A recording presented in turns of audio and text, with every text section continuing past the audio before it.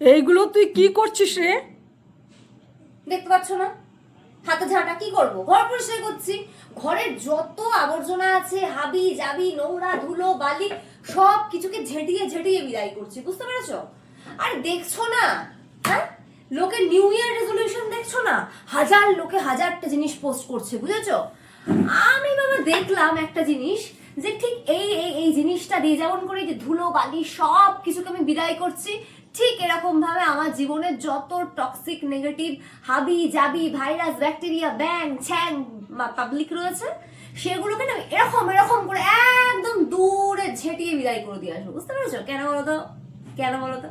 মানে এরা না থাকলে না মা, বুঝতে পারলে, জীবনটা হচ্ছে পুরো শান্তিতে ভর্তি, স্বচ্ছ, মানে জীবনটাই পুরো একদম ক্লিন হয়ে যাবে।